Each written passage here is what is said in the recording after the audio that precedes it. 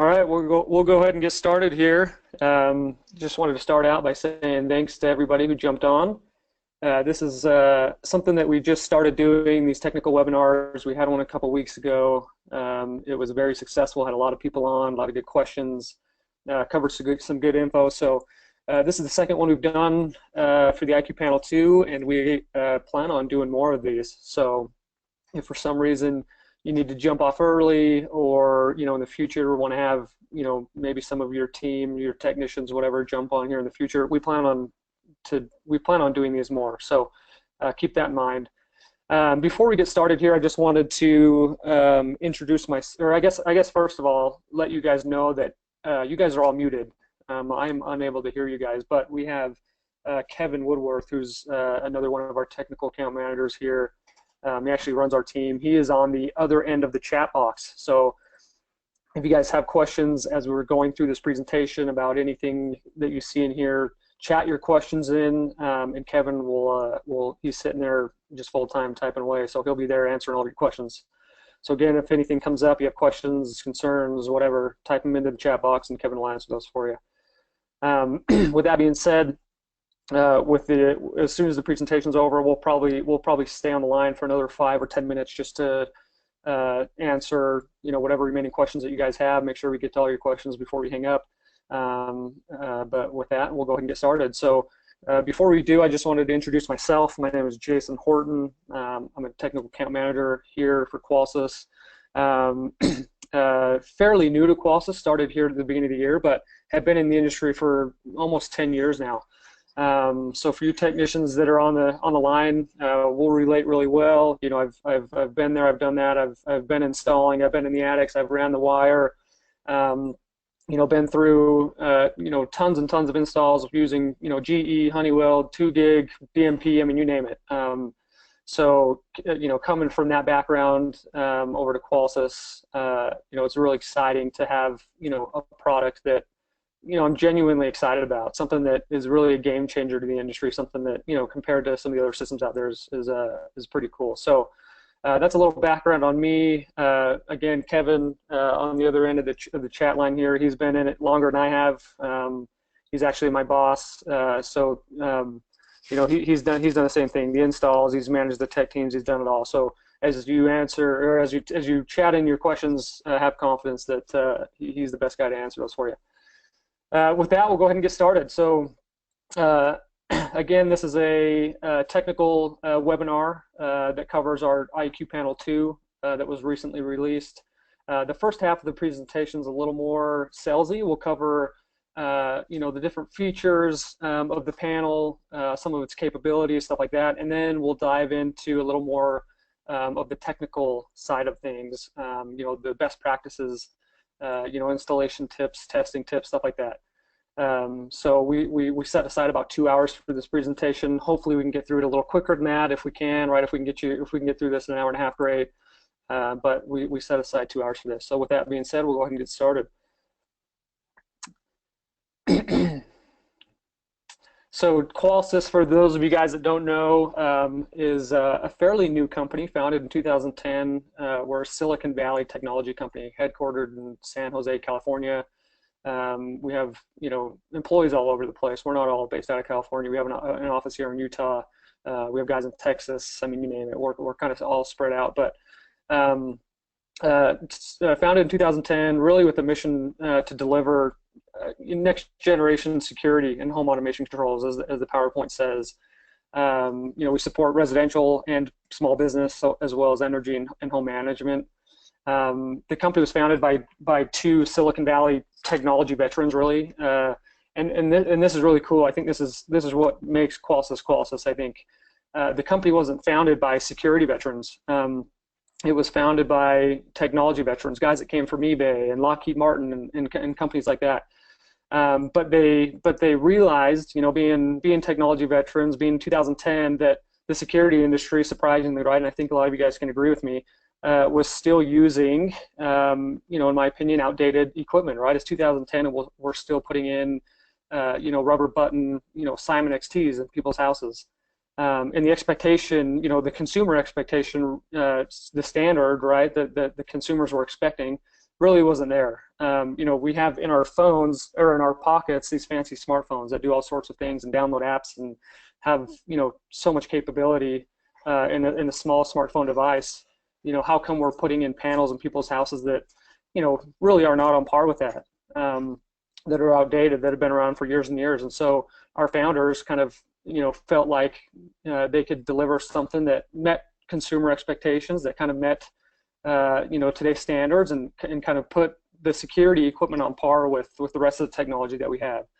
And so that's kind of the reason for the company, I guess, the reason these guys started Qolsys. And they took kind of a different approach, and this is really cool. I think a lot of your security companies, a lot of your security manufacturers, you know, they take a security panel and they've built, you know, your different technologies into that security panel, right? You add in a cell radio, now you have, you know, cellular communication. You add in a ZWave chip, and you add in, you know, they take this panel and they start adding in these different features to allow the panel to do more and more, right?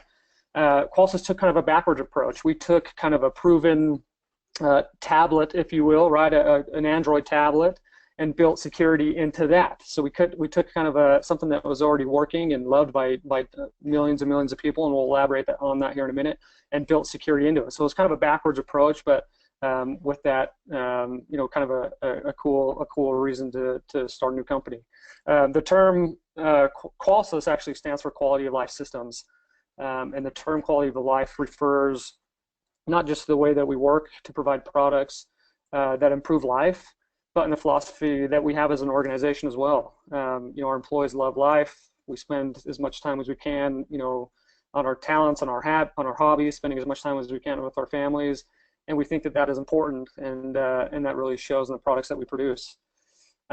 So with that, you know, again, going back to kind of the backwards approach to creating a new security panel, again, something that was kind of on par with today's technology, it was really important that to deliver a solid offering, that we partnered with the right people, and by doing so, right, that we were able to build the panel that we have. So with that being said, I just want to talk real briefly about the partners that we have. First things first, Foxconn. For those of you guys that don't know Foxconn, every single one of our panels is manufactured by our partner Foxconn. They're the largest hardware manufacturer in the world. These guys actually build all of your iPhones and your iPads and pretty much every product for Apple. They also build products for Sony and Dell and Cisco and other major companies like that. But they're very a major player when it comes to manufacturing electronics. And they're a partner of ours. You can feel, for those of you guys that have picked up an IQ Panel 2, you can tell this is a high quality panel, right? It's a little heavier, it's very solid, it's well made. I mean, the panel does not feel cheap in any way. So you can have confidence that this is an excellent quality product built by an excellent company. Interesting fact, the iPad unit for Foxconn, the unit that actually designed and builds the iPad for Apple, is the same unit that builds our panel. Kind of a fun fact. But with that being said, again, you can have confidence that the product is high quality. Next partner is Android. Android, right, just made sense. They're the world's most popular operating system. They have thousands of engineers, you know, hundreds of engineers, thousands of engineers that are working on this product, on the operating system, you know, daily. You know, there's a lot of benefits that come from using the Android operating system, right? The developer toolkit, right? The video, the sound, the custom text-to-speech. This is all stuff that we're able to use that was already there. Over-the-air upgradable software. This is a huge one. You'll hear me talk about this a lot with this presentation. Our ability to upgrade the panel over the air. But again, going back, Android is huge, right? Millions and millions of people use Android, love it. It's a proven operating system. It works. Again, it's backed by a very, very large company. And that's cool, and that's significant, because as Android grows and as they innovate and as they develop new technologies, we're going to be able to leverage those technologies in our keypad because it is an Android device. You're not able to, of course, you're not able to go and download Angry Birds or whatever, right, and play these different apps on the panel. But because it is an Android device, right, from an updatable and customizable standpoint, again, Android just makes sense, right? There's so much that you can do with Android. Next partner, Alarm.com. Again, this is another partnership that made sense. They're the industry leader in remote interactive services. They do both, remote access for both end user and dealer support. We've spent over 3 years integrating with Alarm.com in our panel into their backend. We're the most integrated panel Alarm.com supports. And this is significant because, again, coming from other systems like a 2GIG or a GE, there's a lot of reasons to go back to a house, right? As a technician, to go back and service an account that you shouldn't have to go back for. Little things, right? Maybe you have to go back and power cycle the panel or adjust the brightness or the volume for the customer, right? There's a lot of reasons a lot of little things that you go back and do service calls for. But with our panel and the integration that we have on the back end through Alarm.com, there is almost nothing on the keypad that cannot be adjusted through Alarm.com. And we'll elaborate on this, but this is really cool because, from Alarm.com, my computer, on my desk or at home, I can access any panel that I've installed anywhere and adjust the brightness or the volume or power cycle the panel or delete a sensor or add a sensor, right? There really is not anything that I can't do on the panel that I can't do through Alarm.com. So that is cool, from a technician standpoint, right? From a dealer standpoint, to be able to jump into a customer's panel and adjust the brightness for them or the volume or whatever from your office without having to send a technician out. Alarm.com is more than an app. They have engineering staffs, they have tech support. They're, between our engineers and their engineers, our products were designed to work together. So it really is an awesome partnership there. And then last but not least, Qualcomm. Qualcomm, largest smartphone chip manufacturer in the world. A lot of your new smartphones you're using the Qualcomm chipset in their phones. These guys invented LTE. They invented Bluetooth. Again, they were another strategic partner that we use to build our panel. So moving on, this is a slide that shows, this is our second panel. For those of you guys that know, we did have a first generation panel out. This better in every way slide is just kind of a brief, rundown of why this panel is better than our old one. And a lot of these things here we will elaborate on. So I'll go through these quickly, and then we'll get into these here in a few minutes. But we went from a 7-inch resistive touchscreen to a glass capacitive touchscreen. Again, for those of you guys that have picked this panel up and played with it and felt it, the touchscreen is awesome. I mean, it feels, if I were to go buy, an expensive tablet or smartphone from the, wherever, right, Best Buy tomorrow, our panel feels the same. The touchscreen is very responsive. It's a high quality, glass capacitive touchscreen. I mean, it's awesome. It's awesome to work with. Better panel camera. We went from a 0.3 megapixel panel camera to 5 megapixels. This is used for both disarm photos and alarm videos, and we'll elaborate on that. Better processor. We're using the Qualcomm Snapdragon quad-core chipset. Better dual path. We'll elaborate on dual path. This is pretty cool. The dual path technology that we're using in the panel, both Wi-Fi and 4G LTE. Better sensor ecosystem. So we're using ZWave Plus now, which is a longer range, more better, more power conserving, encrypted version of ZWave. Bluetooth Low Energy, Wi-Fi, S-Line. S-Line stands for Secure Line. That is our new line of encrypted 319.5 sensors. And then PowerG, and we'll talk about PowerG as well. And then better connectivity, the built-in 2.4 and 5 gigahertz router, Android 5 Plus, and then a better user interface. And we'll go over the UI as well. Before I move on, I forgot to mention, we actually have a keypad, one of our keypads that we're able to mirror onto the screen that you guys are seeing. So as we talk about some of these different programming options, I'll actually be able to jump out of this PowerPoint, and you guys will be able to see an actual keypad screen as I'm working on it. And we'll walk you through how to go through some of the programming on an actual keypad. So we're kind of excited for that as well. Intuitive user interface. This is just kind of a brief overview of how the UI works. It's easy swipe navigation. Again, if you were to go pick up, the cool thing about our panel and it being basically an Android tablet, it's very familiar, right? We know it. You know, I could go pick up, you know, again, let's say a 2 gig panel, right, and put it in anybody's hands, and it's going to take a little bit for them to get to know how to use that 2 gig panel, how to navigate it, right? Because it's not, you know, it's something different, right? There's not a whole lot of people that know 2 gig, or, you know, especially customers that can just pick it up and use it. On the flip side of that, how many people do you know that can't pick up, you know, an Android or, you know, a smartphone, right, and figure out how to navigate that thing, right? Everybody has a smartphone nowadays. So because this is basically a smartphone, right, or a tablet that everybody has messed with, it's very familiar. It's very easy for people that, you know, aren't security technicians, right, or haven't been in the industry to pick this panel up and be comfortable with it and navigate, you know, be able to navigate and figure it out, right? Because again, it is, you know, the same. It's very familiar to probably the smartphone or the tablet that they have at home.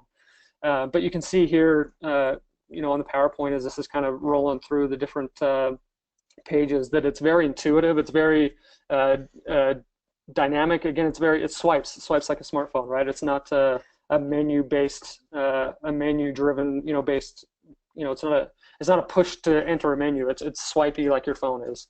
And again, very, very familiar, right? Again, we're all familiar with this. All of our smartphones do this. So kind of a cool UI, and we'll elaborate on that. We have a whole section on the UI here in the future and towards the end of this PowerPoint. Going back to Qualcomm, the Snapdragon system on a chip, as we call it, that we have in the panel. This is really cool.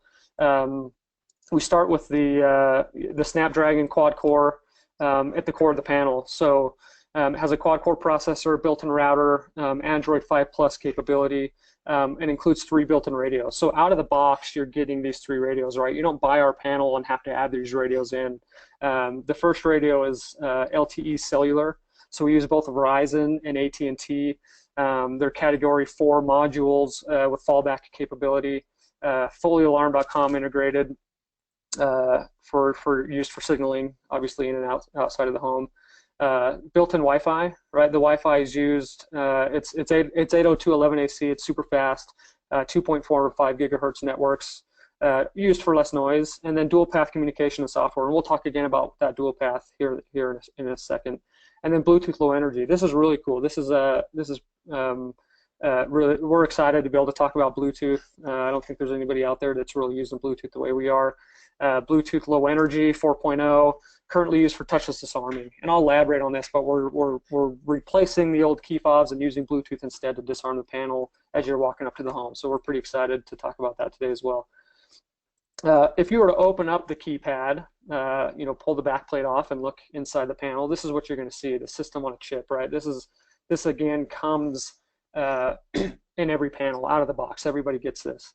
On top of the chip set, we have a couple daughter card slots that I want to talk about.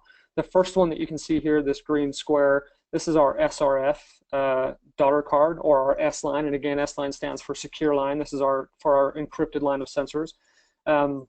This is our RF radio. This supports legacy 319.5 megahertz, so it works with most of your GE 319.5 sensors.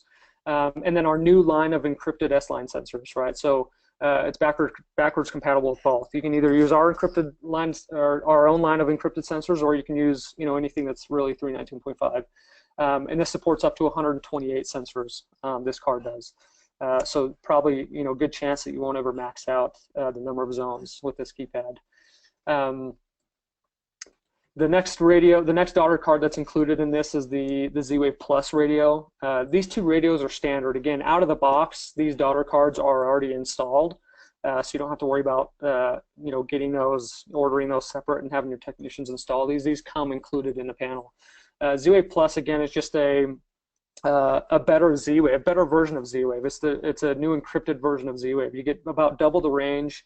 You know, less battery life is used on these new ZWave Plus devices. This daughter card supports up to 119 ZWave devices. So 80 lights, 6 locks, 6 thermostats, 6 garage doors, and up to another 21 other devices. So as we know, right, the more ZWave in the home, the better, right? That network is. So there really is plenty of room here to install as much, you know, ZWave or home automation as you want. The third slot up here on the top is for the image sensor. The panel out of the box, if you were to order this panel tomorrow, right, we don't ship the panel with this image sensor daughter card. And the reason is there's dealers out there that love the image sensor and do an image sensor on every single install, and then you have other dealers that don't do image sensors at all, right? And so this is a separate SKU. If you are doing image sensors with this new keypad, you'll need to order the image sensor daughter card separately. By not including this, right, we just saved everybody a little bit of money that's not doing the image sensor. And for the guys that are doing the image sensors, right, you can order this daughter card separately. This allows up to 5 image sensors to be paired with the panel, and just snaps in. All right, we have a video of this on our dealer page for the technicians to watch and see how this is done, but it's really easy. It snaps in.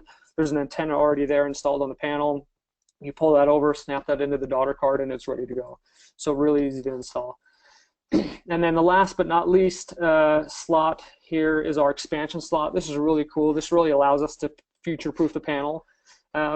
Using this slot, we'll be able to build future technologies into the keypad, like built-in translators. So we're working on right now translators, internal translators that will translate 345, which is your 2 gig frequency, and your Honeywell frequency, and then 433, which is your DSC frequency. So we're working on these internal translators that, again, will just be able to snap into the back of the keypad. You'll order them separately. Your technician snap them in, takes 2 seconds, and that will obviously allow that technician to go into a home and take over existing equipment. The cool thing about having an internal translator that's native to the panel, right? It's not a third-party translator that's somewhere down in the basement. Is we're now able to take over life safety devices because it is native to the panel. So let's take a 345 translator, for example, right? Your technicians go into a home that has an existing 2 gig system. They pop our 345 card into the back of the panel. Takes 2 seconds, right? They don't have to install a separate translator, run a separate wire, install another transformer, right? They just snap this card in, and then boom, turn on the panel, and they can take over any 345 devices in the home, including the life safety devices. So you won't need to replace existing smoke detectors and carbon monoxide detectors and stuff like that. And then the other thing that I wanted to talk about with this expansion slot is PowerG. For those of you guys that don't know PowerG is basically, to make a long story short, a military grade wireless frequency that gets anywhere from 1 mile to 1.5 mile range. We're able to build a PowerG card that will pop into here using that high range wireless frequency. And to kind of paint a picture of PowerG, they did a demo down in California using PowerG equipment where they installed a security system on an aircraft carrier. And they were able to, a huge aircraft carrier with all the big thick metal walls, right? They were able to do a wireless security install on an aircraft carrier and only use 1 wireless repeater. So it's just a high, very long range wireless technology that we'll be able to use in our keypad for big houses or commercial, right? Think of, going in and doing a big, big commercial install in a big warehouse. Instead of doing a hardwire system that takes a lot of time and a lot of labor and a lot of material, you'll be able to go in and do a same-day wireless install in a big warehouse using this PowerG technology. So we're excited about that as well. That's something that's coming soon. We haven't released that yet, but something that we'll be able to add into the panel very easily. Keep those questions coming in. I can hear Kevin over there typing away. It looks like they're coming in, but yeah, definitely if you guys have questions, remember to chat those into Kevin, and he'll be answering them for you. The other cool thing about the panel is the built-in router. 2.4 and 5 gigahertz router built into the panel. We haven't released this yet. This is coming soon. This is something that we're working very hard on right now to fine-tune, to understand and know before we release. But from a technician that has done probably thousands and thousands of installs, where at least half of those have had some type of Wi-Fi device, this is really significant, and I'll elaborate. But using this router here, we're able to pair any Wi-Fi device in the home, any device that you guys are installing directly to the keypad instead of to the customer's router. And the reason why that is just awesome, right, is because doing, again, installs without this. Again, I've been in a lot of homes where, I've been in this scenario where I go to do an install, we put up the security system, everything's good. We pair, we install a couple of alarm.com devices, let's say an outdoor camera, an indoor camera. You leave the house, customer's happy, you get a call the next week, the cameras aren't working. Why? Because they either changed their Wi-Fi password, they got a new router, or they decided to switch internet providers, right? And anytime they mess with that router or that internet, it messes with the Wi-Fi cameras, and the cameras would drop, and sure enough, I'd be back out there doing a service call to reboot the cameras up to the new, whether it's a new Wi-Fi password or the new Wi-Fi or whatever, right? This is awesome because now a technician will be able to go into a home, do the install, install the cameras, but instead of pairing them to the customer's router, he'll be able to pair them directly to the keypad. Now, let's say the technician leaves, the customer changes their Wi-Fi, gets a new router, changes internet providers. They call you up and say, hey, my cameras don't work. Well, from alarm.com at your office at work, right, you can reconnect the keypad to the customer's router just by the click of a button, again, through the alarm.com dealer website. And because the cameras are paired to the keypad, as soon as you reconnect the panel to the router, boom, the cameras boot back up and everything's good. So again, from a technician who's gone out and done, man, I can't tell you how many hundreds of service calls to reconnect, alarm.com cameras and stuff like that. This is huge, right? This is a huge service saver. Again, allows us more control, right? And again, just prevents technicians from having to go out and do, pointless service calls. So this is really cool. Again, coming soon. So we're excited to release this to you guys here, hopefully in the next, few months. Enhanced dual path connectivity. This is another feature that is very significant. A lot of people claim dual path, but what they claim, or what their version of dual path is a failover communication, meaning that when the panel is trying to communicate, let's say someone kicks the door in and the alarm's going off, the panel will try to talk via cell, for example. And it will try that a couple times until it doesn't work, right? It'll try it, and then it'll decide, okay, cell's not working, I'm going to jump over to Wi-Fi and try to communicate via Wi-Fi.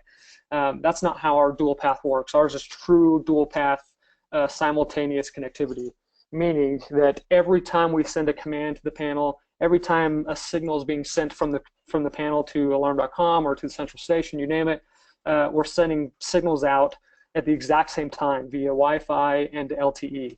And that is a huge game changer for multiple reasons, right? Someone kicks the door in, we're not, delaying, however long it takes for the failover communication type of dual path to communicate. Someone kicks a door and both the cellular and the Wi-Fi are communicating at the same time. And it's basically a race. Whichever one of those signals gets to the central station first or to alarm.com, that's the signal that we take. So if cellular beats Wi-Fi, we take the cellular signal. If Wi-Fi beats cellular, we take the Wi-Fi signal. So it's very fast. From a home automation, customer standpoint, this is a game changer. I had, for example, a system, 2 gig system in my house for years, right? Great system, had no issues. Really can't say anything bad about it. But I never, I had door locks and I had lights and all that stuff, and I never had those paired up to my panel just because it drove me nuts that when I told my panel to unlock a lock, that it would take 20, 30 seconds at a time. And so I never paired my door locks up to my panel. I just didn't care to do it. But now with the Qolsys system and the dual path that's used, when I tell my system to unlock a lock, it's almost instant. In fact, I can sit at my back door, for example, and flip the tumbler on my lock and watch the panel update live. Locked, unlocked, locked, unlocked. It's just so much quicker than any other system I've ever used because of the dual path. Again, every time I send a command, every time I tell the system, hey, unlock my lock or turn on my light or adjust my thermostat, we're sending 2 signals. And again, it's just a race. Whichever signal gets to alarm.com first is the one we take. So it's very fast, very awesome. And then with that, we're using 4G LTE. And this is huge as well. It is mind-blowing, right? We just went through the 2G. I'm sure a lot of you on this call, on this webinar, have had to deal with 2G upgrades, right? How many systems out there did we have to go through and update the 2G radio because the cell provider stopped supporting 2G cell radios, right? I just came from, before I came to Qolsys, I was working for a very large security company. Um, and for about a year, a little while ago, for about a year, it was my main job to put together a team to go out and update 2G cell radios. I mean, we had a team of between 60 and 70 technicians that traveled the country full time, 6 days a week, just updating 2G radios.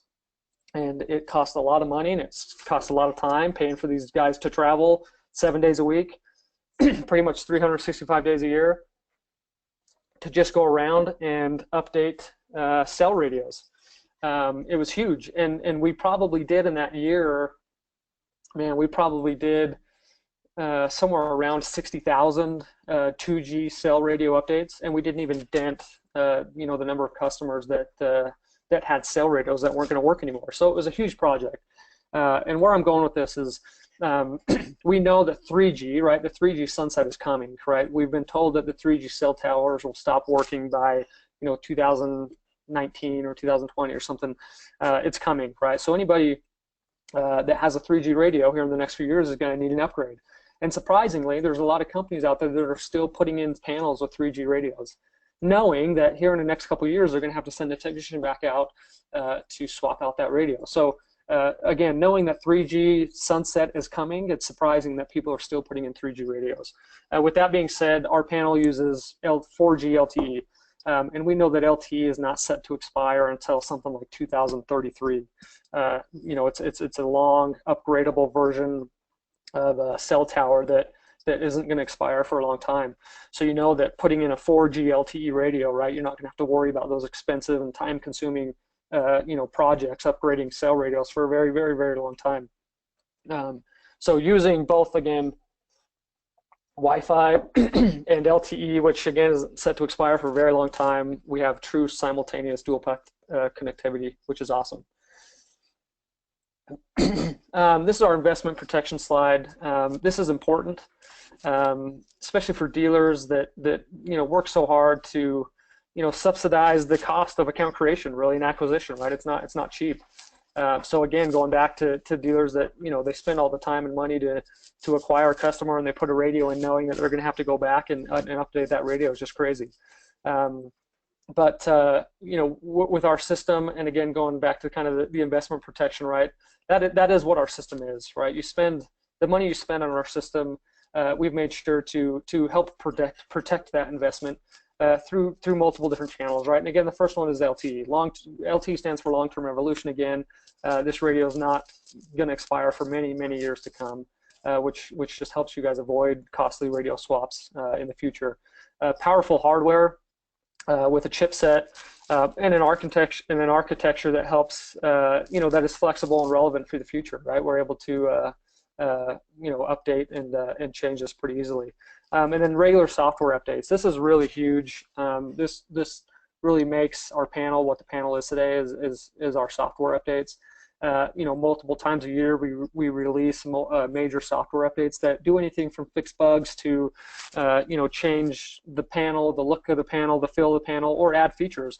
And a good example of that is when we first released this panel, using the panel camera that's built into the keypad, all we were doing was taking disarm photos, right? So that's all the camera is used for. When you disarm the system, it would snap your picture.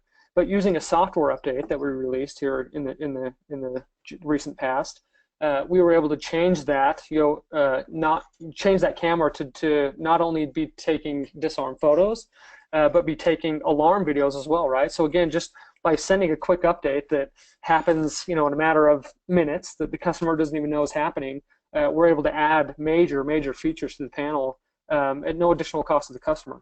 And this is awesome because, if I were to go stick, again, let's say I go and buy a GE panel, a 2 gig panel, whatever, let's say a GC2 2 gig panel, and stick it in my mom's house, right? 5 years from now, that panel is going to remain pretty much unchanged, right? She's going to have the same exact keypad that she had 5 years ago. On the other hand, if we were to go stick this in my mom's house, right? Again, using my mom as an example, if I were to go stick this in her house, 5 years from now, it is not going to be the same panel because again, multiple times a year, we're adding features, we're changing, right? I mean, using a software update, we could totally change the look and the feel of the panel.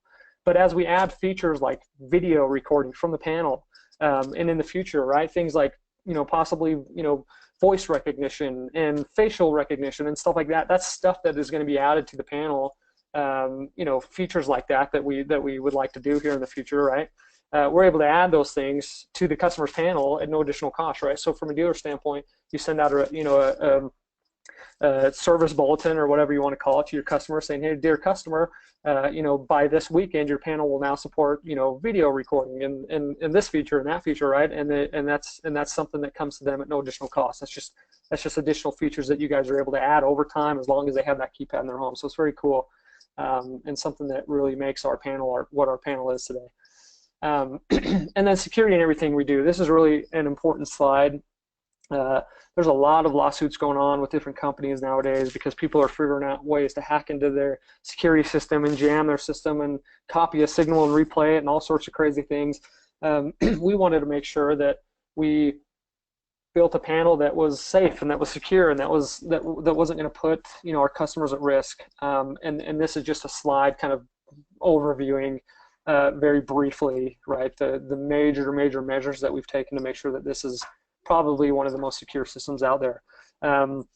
Android SE, right? This is SE stands for Security Enhanced. This is a secure Linux version of Android.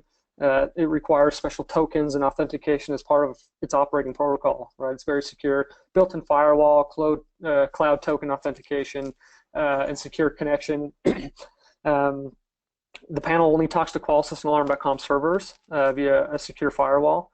And we do all sorts of third-party penetration testing to ensure that our security measures are up to date and that people aren't able to hack into this.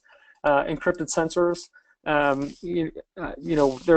don't know really of anybody off the top of my head that is doing encrypted sensors other than PowerG, which is mind-blowing, right? With security being such an issue nowadays, especially as technologies emerge and time goes on, people are figuring out ways to hack into these systems.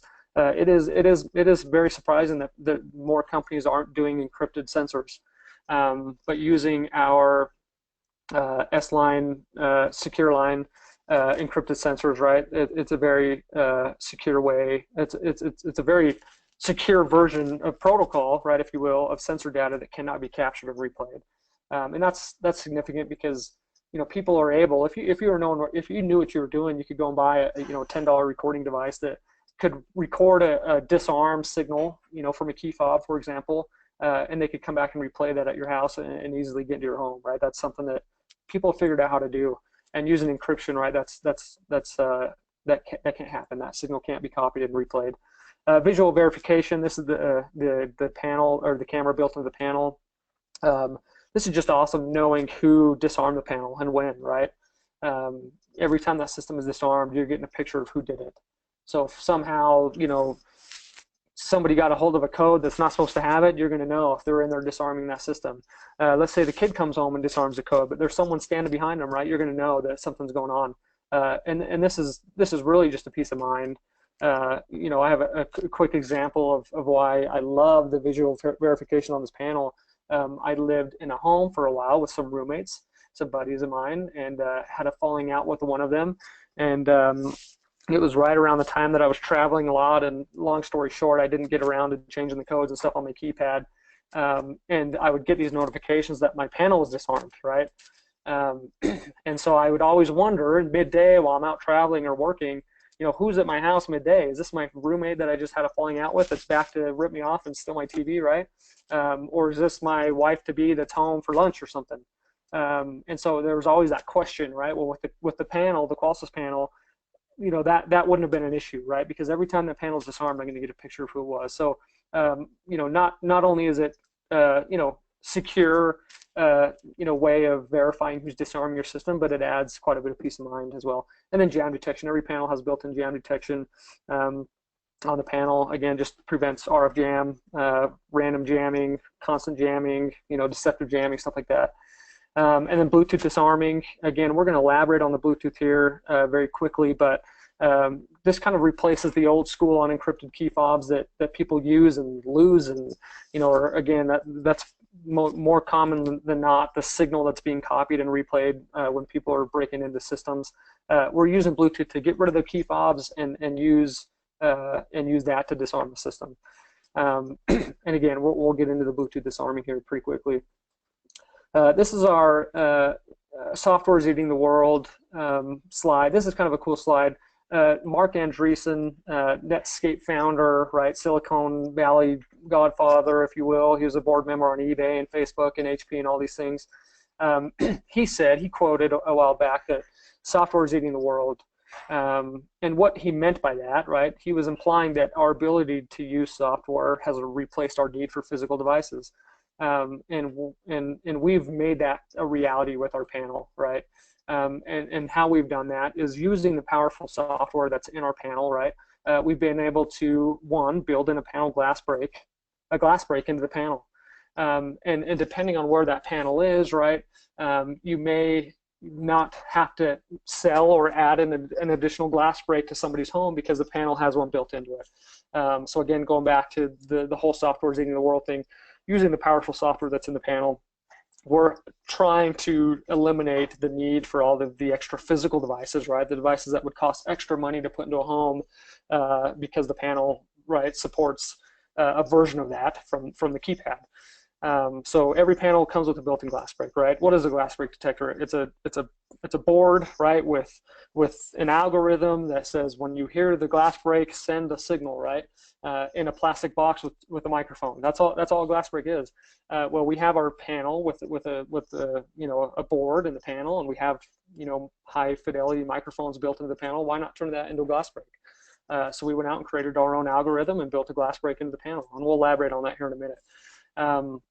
And then Bluetooth disarming, again, eliminating the need to sell the customer an additional physical device, a key fob, right? Something that costs extra money that they have to carry around, right? We're eliminating that need via Bluetooth disarming. And I know I keep saying this, but we're going to elaborate on Bluetooth here in a minute.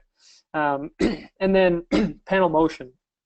This is something we're working on using the camera that's built into the keypad. We're able to turn that into a motion detector and use that for different things, right? Whether we use that for security or not, I don't know.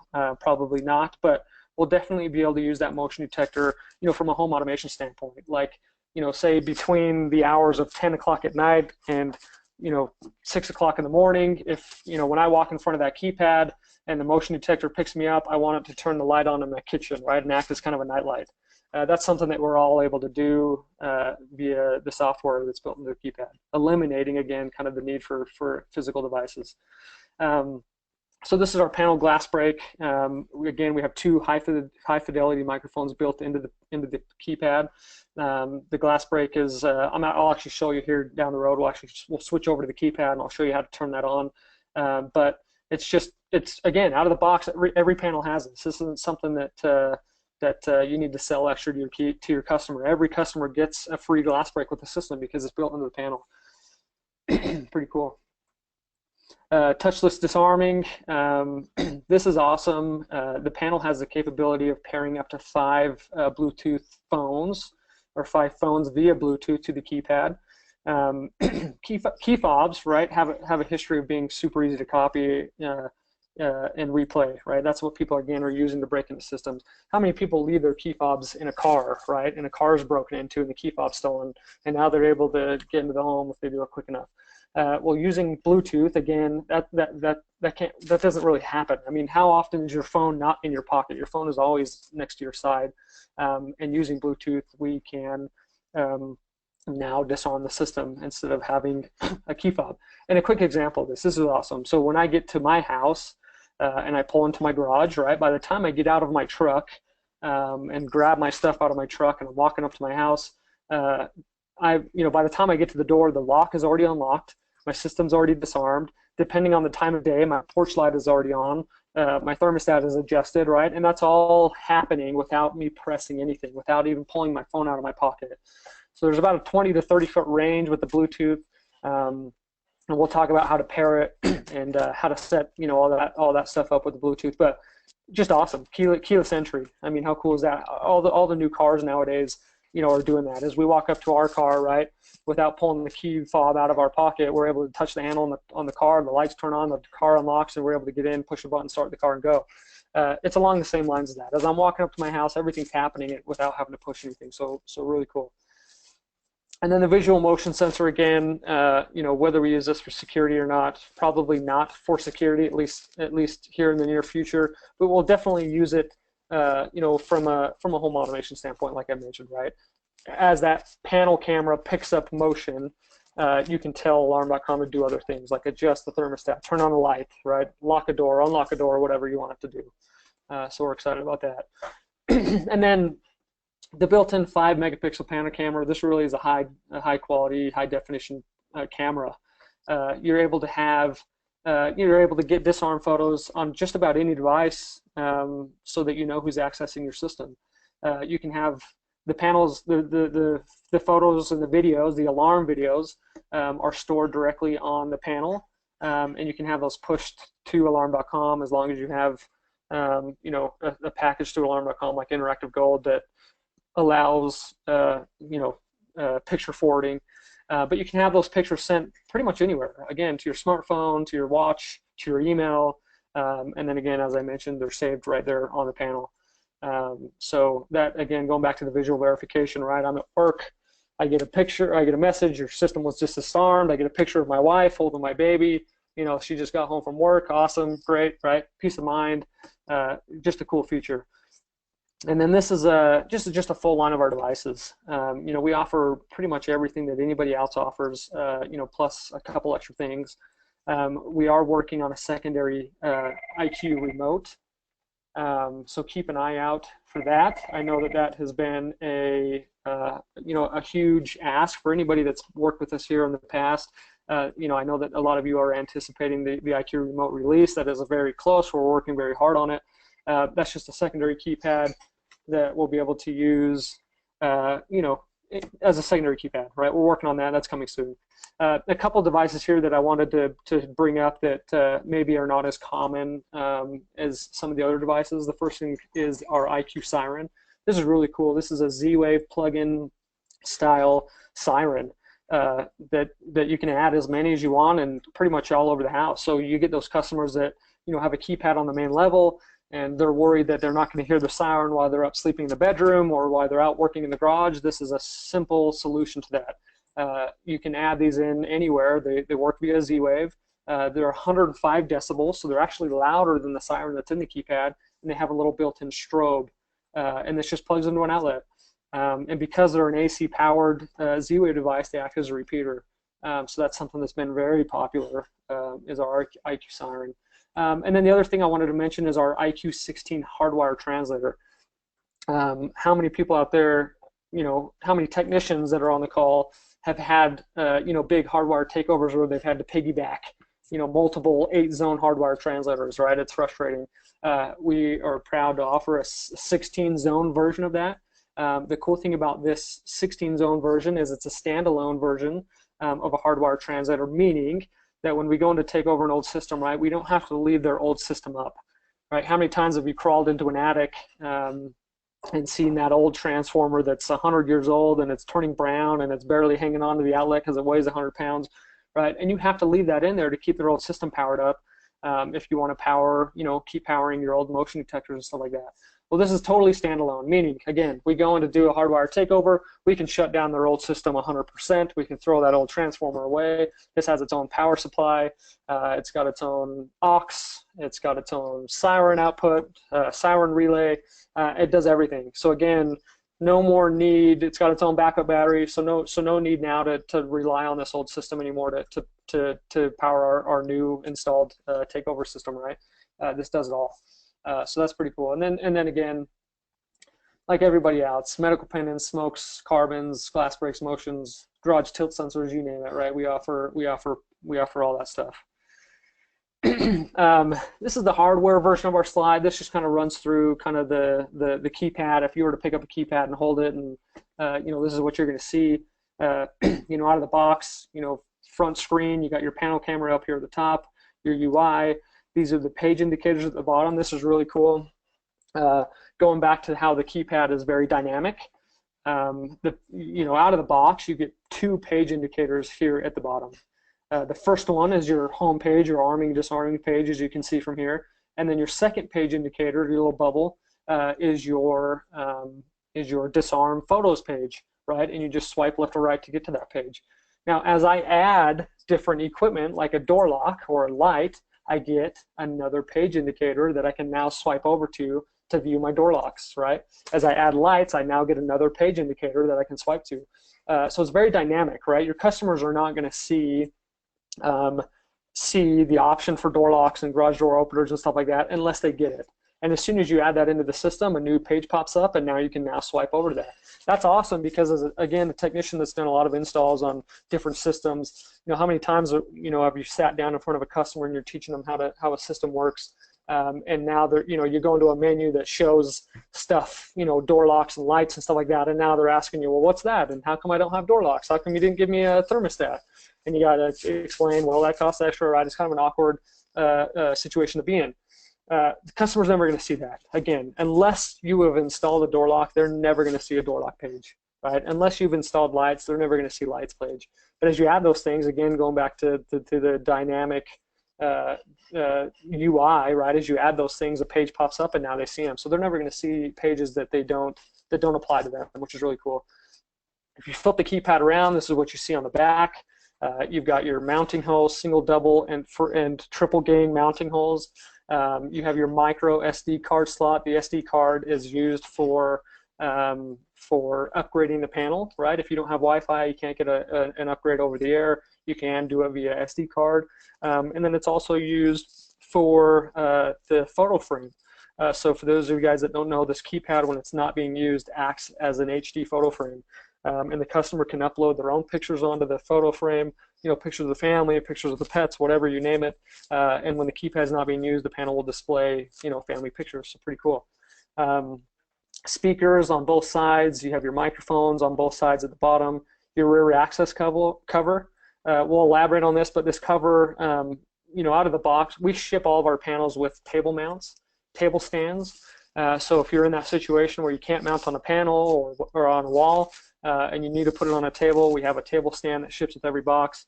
This rear access cover, if you're doing a table stand, you'll leave here because it will kind of helps hide in all the guts, right? Keep the panel looking good. If you're mounting it on the wall, you'll actually throw this away. Optional locking screws, cooling vents, your siren, pretty basic.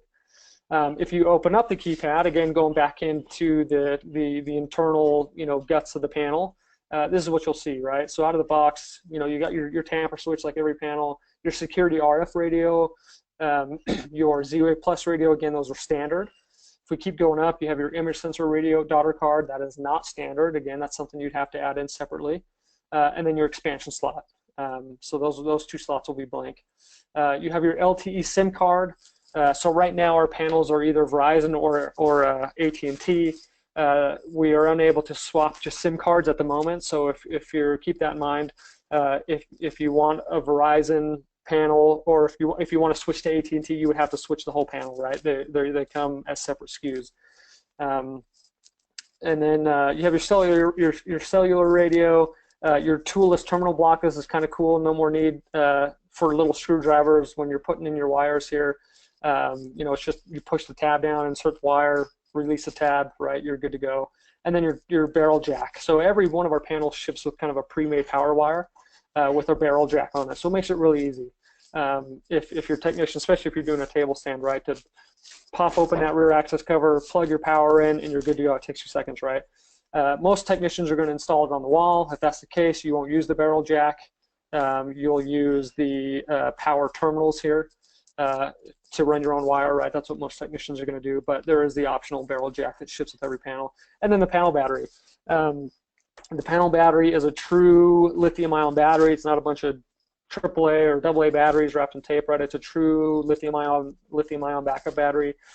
We get a full 24-hour UL listed, hours out of that battery.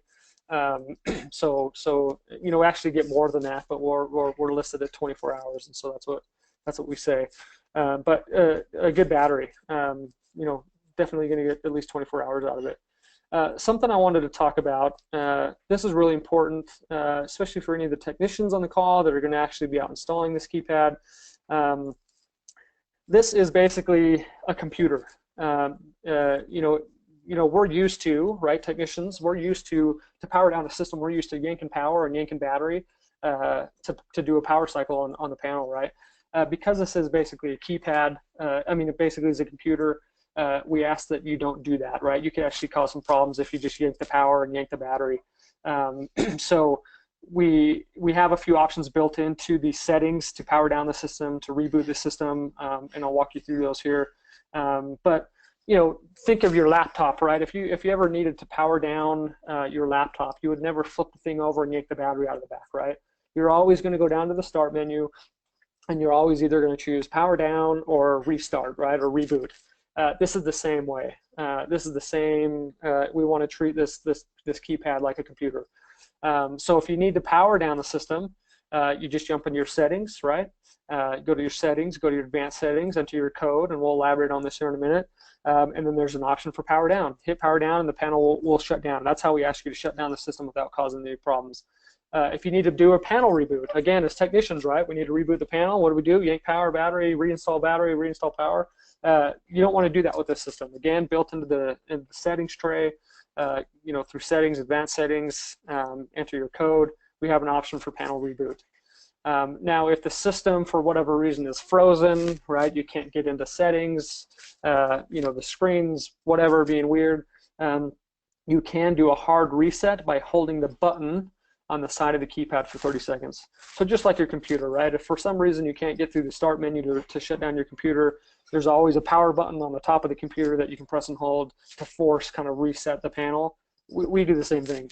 Side button for 30 seconds, that will do a hard reset.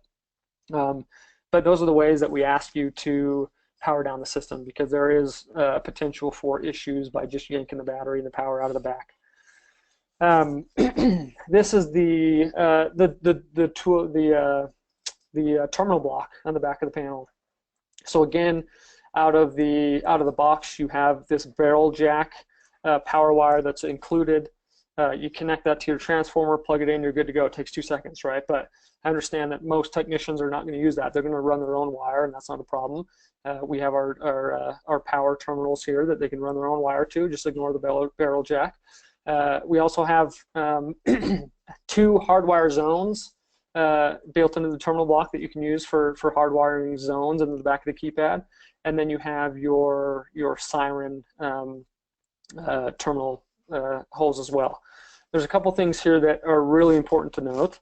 I will start with the transformer. First things first, our transformer, our system only runs on 5.5 volts of power. When compared to other systems, that is very, very low. So it is very, very important, right? If there's only one thing, there's only a couple things that the technicians on this call take from this presentation, let this be one of them. 5.5 volts is not a whole lot of power. If you go in to do a takeover system, right, and this is very tempting, you go in to take over a system and the transformer that you need to replace is behind a big heavy dresser with a bunch of stuff on it. It's tempting, right, especially if it's the same transformer, to use that existing transformer, right, to not replace it. We caution very strongly against doing that with our system, because if you were to take over another system, use an existing transformer, especially if it's a 12 volt or a 14 volt or whatever, you're going to burn the panel up very quickly. And with that being said, our transformer actually looks identical to a 2 gig transformer, right? If you were to put them side by side, you probably couldn't tell a difference. So again, as a technician going in and maybe taking over a 2 gig system, right, he's going to see that transformer in the wall and he's going to say, hey, that's the same transformer as I have. I'm just going to save me the trouble and save me the time and use the existing transformer. If that were the case, he would burn up the system, because the 2 gig transformer runs on 14 volts, right? Even though they look the same, they're different transformers. So it's very important that that the transformer that comes with the system is the transformer that's used. When hardwiring zones into this terminal block, a 4.7K resistor is required. Otherwise, the panel or the sensor will just show as tampered constantly.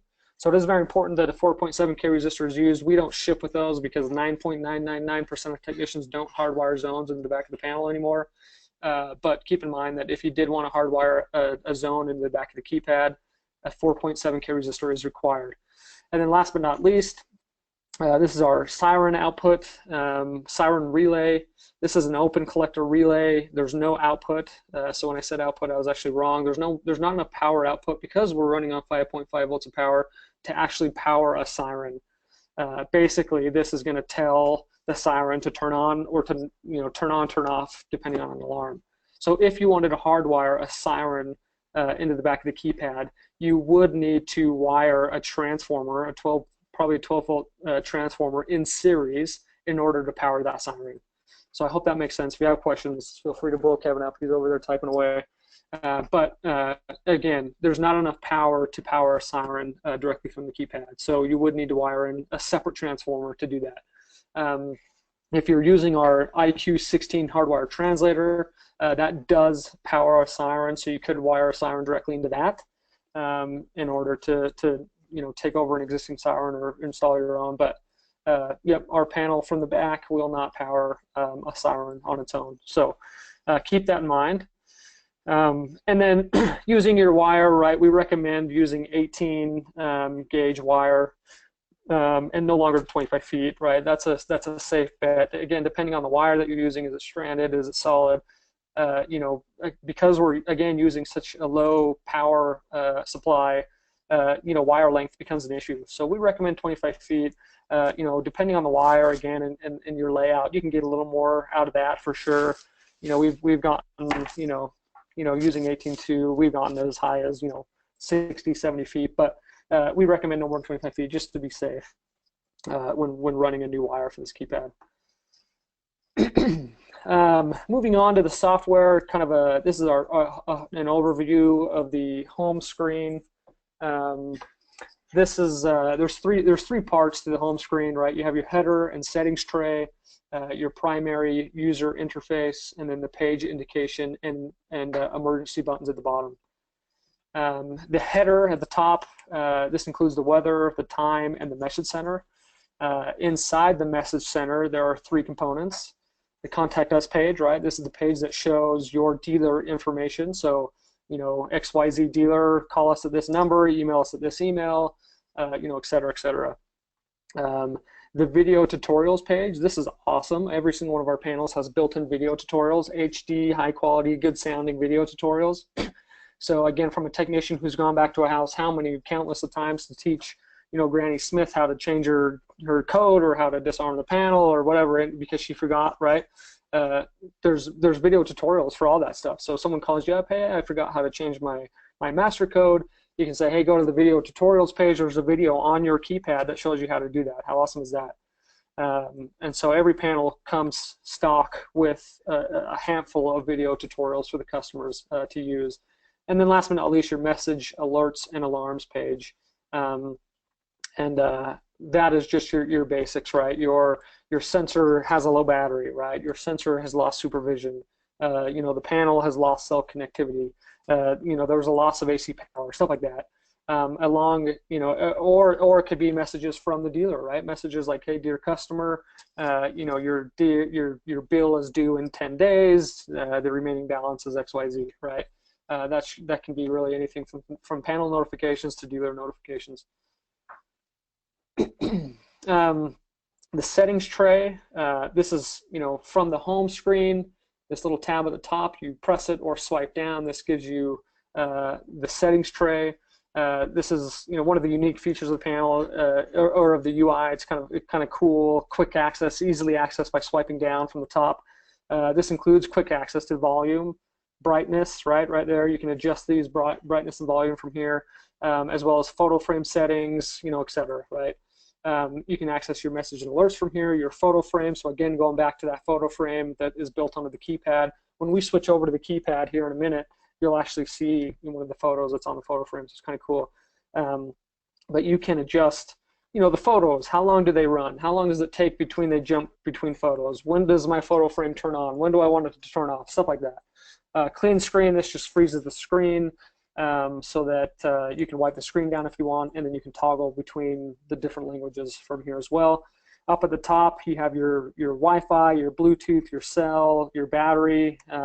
If you actually press those, if I were to tap those with my finger, it would give me, for example, if I were to tap on battery, it would give me, hey, battery's charging, it's at 100%. If I were to click on the Wi-Fi, it would say, hey, Wi-Fi is connected, right? These will kind of pop up and give you a little bit more information on those. So again, very intuitive, right? Very dynamic. This is the settings tray. So if I were to swipe down to get into the settings tray and then actually click on settings, right? This is what you're going to see. You have a couple other quick access features and settings that you can access from here, right? These do not require protection of like a dealer code or an installer code, so anybody can get to these, right? The user can get to these. And these are just, again, very straightforward, very basic settings that can be adjusted. Your display, your SD card, when you put an SD card in, you want to, dismount it or unmount it so that you can pull it out, stuff like that. Your weather temperature, do you want it to be Fahrenheit, Celsius? Again, this is all very basic. The status of the system, of your zones, your ZWave device status, as well as your automation, right? So you can set different lights or rules for your lights from here. Your activity monitor, right? This allows you to access and disarm sensors that are programmed as 24-hour zones. And you get into that just using your master code. Again, these are all options that non-dealer customers can get in and access. And then you have your advanced settings options, right? And if I were to click on advanced settings, this is when it's going to require a dealer or installer code. Out of the box, our default dealer code is 2222. Our installer code is 1111. You guys have probably changed those, but that's what our box is that's what our codes are out of the box. So if I were to click into advanced settings, it would take us to this page, right? The difference between, and here is obviously where, all of the programming is done, right? From a technician standpoint, this is where you're going to spend all your time, obviously, right? Programming your sensors, your ZWave devices, all that stuff. Running your cell tests, Wi-Fi tests, all that kind of stuff. The difference between the installer menu and the dealer menu, there's not a whole lot of difference, right? The dealer menu gets you into a little bit more of a higher access level of things, but really the only difference between the two is, again, using the dealer code, you can actually master reset the panel, which really erases all of your settings and takes the panel back to default. You cannot do that from the installer menu.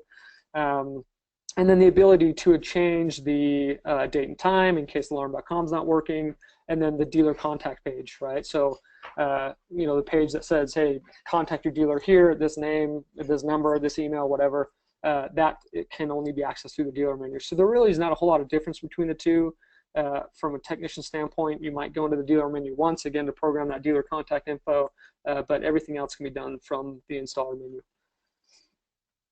So this is the part of the presentation where we'll dive into a more of a technical side of things. We'll go over some best practices and stuff like that. So this is where it gets exciting. So every one of our panels ships with a quick start, a quick guide that comes, again, in every box, right? We recommend that you follow this quick guide step by step. There's some really important things on here that we recommend you follow, again, step by step, to make sure to avoid issues, right? Make sure things run smooth. And we'll go through this. We'll go through this right now. So again, every box comes with this. So your technicians really, especially if you're new to Qolsys, right? It's important to know, right? When they open up the box, hang on to this quick guide, follow it. If you do, you're probably not going to have any issues, right? This really is one of the easiest systems in the world to install and to program. And we're able to, include this quick guide that really just gets them through the basics, and from there it's very simple. So, step one, right? Pull off the back of the keypad. This is done very easily by, there's two tabs on the bottom of the keypad. You push those tabs in, the back plate will come right off. Mount the back plate, and we're going to elaborate on some of these steps right here, actually. Sorry, I'm getting lost here. So pull the back plate off, mount the back plate on the wall. Very basic, very straightforward. We include this little third hand in the keypad, right, that allows you to hang the keypad on the back plate so that as you're connecting your wires and doing that kind of stuff, you don't have to hold the keypad up. And then this is an important one. I think, yep, it shows it. Okay, sorry, it doesn't show it here. This is an important one. I mentioned earlier, there's only a handful of things that that you take from this training The first one was keep in mind that our transformer needed to be used because it's only 5.5 volts. The other thing that we would ask that you guys take away from this is the proper routing of the RF antenna, right? We have one of the smallest and thinnest all-in-one touchscreen panels on the market, right? It really is a slick, good-looking panel. But with that, right, being a small and tiny little panel, comes a negative, if you will, right? And that's this RF antenna. This RF antenna, if you've noticed, if you've picked up a panel, there's a little white antenna that dangs out of the back of the panel. It is really important that we route this RF antenna through the bottom right mount screw hole and into the wall. And the reason for that is we have so much in the back of the panel with the LCD screen and all the antennas and all that stuff that we found that if the antenna were jammed in the panel, if you were to shut the panel with the RF antenna in the back of the panel, we get so much interference that it really can cut your RF range down to nothing, right? It can really mess with your sensor range. So it is very important that when mounting this keypad, that this RF antenna, this little white antenna, is routed through this hole. We've even noticed, if you were to run it up through the hole in the backplate where probably your power wire is going, we've even noticed that we get quite a bit of interference just doing that. So it's really important that this RF antenna is ran through the bottom right mounting hole on the backplate and into the wall to avoid all interference, issues that may happen. If you're mounting this on the table, same thing, run this RF antenna through that hole, and then we recommend that the RF antenna just dangle back off of the table and in between the wall. And again, that just helps with interference and just ensures that your RF range will be at full, at its max, right, at its full capability. Again, let that be the one thing that you take home with you from this presentation, if nothing else, that this RF antenna has to be routed correctly. Otherwise, you'll have issues, right? And it's very common, right? That's the first thing when we get calls up, hey, I've installed your panel, the sensors aren't working, its sensor's 10 feet away and it's not working. This is the first thing we ask. What's your RF antenna? What's your RF antenna doing? Where is it routed? And 9 times out of 10, this is in the panel or it's routed through a different hole or something like that. So again, very important there. Once you get your backplate up, you get your RF antenna routed. You'll want to route your power. Again, 9.999, out of 10 techs are going to run their own wire, so they'll use the terminal block. But if you are using the included barrel jack, just make sure you run that wire through these little stress relief tab things here, so that if the panel were to fall off a table or something like that, right, it wouldn't yank the power out of it. And then clipping the panel back onto the backplate, right? This is one thing that we're probably famous for, is having a panel that's really hard to shut. The truth is after 2 or 3 times shutting the panel, it's really not that hard. But your first time shutting this keypad and the backplate and getting those things together is always kind of a hard thing to do. So once you get your backplate up, you have 4 tabs along the top. This is actually the way I prefer to do it. I will actually hang the panel down at about a 45-degree angle like this, and I'll go along the top and snap those tabs in first. Those are the hard ones to get snapped. Once I have those snapped, as I'm routing that antenna again back through the hole, I'll shut the keypad as it's shown in this picture, and there's really not any issues. But for your first time shutting the panel is hard, right? I mean, you'll get this. If any of you guys have messed with this keypad, you've ever shut the panel, you've dealt with this, right? But with some practice, it's really not that bad. So that's the way I recommend doing it. Go through the 4 top, or connect the 4 tabs at the top first, and then shut the rest of the panel. Going to the back of the panel. Again, if we're doing a table mount, this little back plate will be thrown in the trash. Sorry, if we're doing a table mount, you'll want to keep this back plate so that it can sit on the panel and hide the guts and look good. If you're mounting on the wall, you'll actually just throw that in the trash. You don't need to worry about that.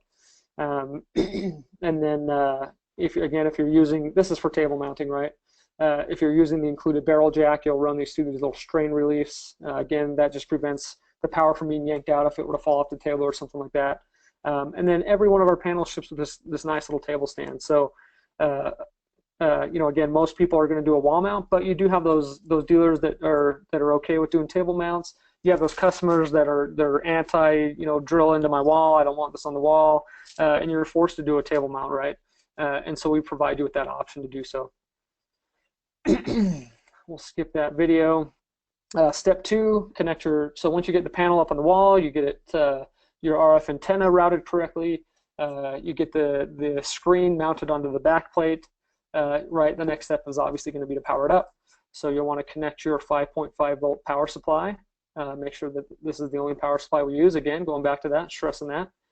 Connect your power supply, plug it in, and then you'll press the button on the side of the keypad, the actual physical button on the side of the keypad. Hold that for 3 seconds, and that will boot up your panel. Very easy.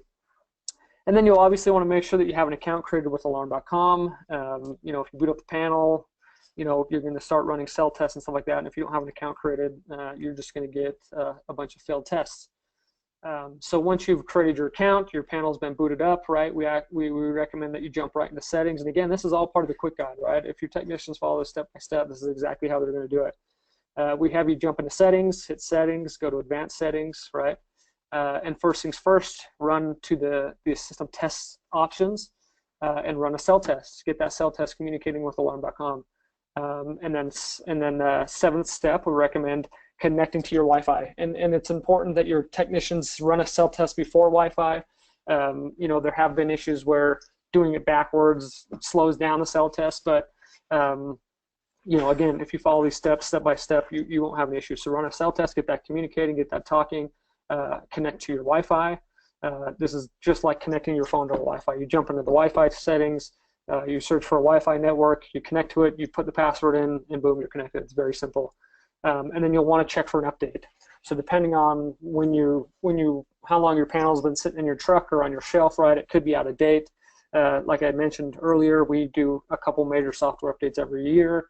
So your technicians will want to make sure that they jump into this first things first, check for an update. If there is one, it will take a minute, maybe, right, to download that new update, and then you'll be on the most current software. And that's important because again, we release major features, right? So if your customer was sold on alarm videos, for example, and your panel's on a software version that doesn't support alarm videos, right, there's an issue there, right? So you just want to make sure that your panel's up to date, just like your smartphone, right? When you get your smartphone out of the box, you go get a new phone at the Verizon store and you open it up, the first thing you do, right, before anything is check for an update. Almost 10 times out of 10, right? It's gonna download and get on the most current version of software. So we do the same thing. And then you're good to go ahead and get installing, right? And you'll jump into your menu and you'll install your devices. And this is really cool. We'll actually jump over to the keypad now, and I'll show you guys how to add a sensor from the keypad and how the programming looks. So as I jump over to this, this picture that you're seeing is actually the photo frame on my keypad. One of the photos, that's just stock that comes with the panel. If I tap my screen, it will get out of that photo frame and take me to the home screen. So this is actually a live keypad on my desk here that I'm using, so very cool. So to program a sensor, I'll show you how this works. This is very easy. Again, we'll go to our settings tray up here at the top. Right, we'll swipe down, it'll pull up our settings tray, we'll go into settings, and then I'll come over here to advanced settings. Again, I mentioned from advanced settings, this is where we do all of our programming. So I'll go into advanced settings, I'll enter my installer code, which default is 1111.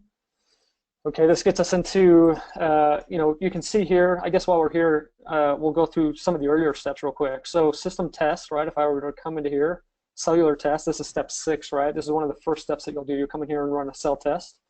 And then to connect to Wi-Fi, same thing. I jump into my Wi-Fi here, right? You can see we're connected to the Qolsys internet. But you can see, right, this is very straightforward. We've all done this. This will pull up all the internet networks that it recognizes.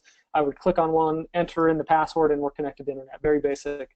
But to install our devices, I'll go into installation, right? This is where the technicians are going to spend most of their time. Devices, security sensors in the top left. That's what we're going to start with, the security sensors. And then we have two different versions, two different ways to add a sensor in, right? The first one is auto learn, and that's how I'll show you how to do that today via auto learn. And then the other one is add sensor. If I were to choose the add sensor option, I would learn a sensor in by entering manually the DL code into the top, the sensor DL ID up here in the top, right?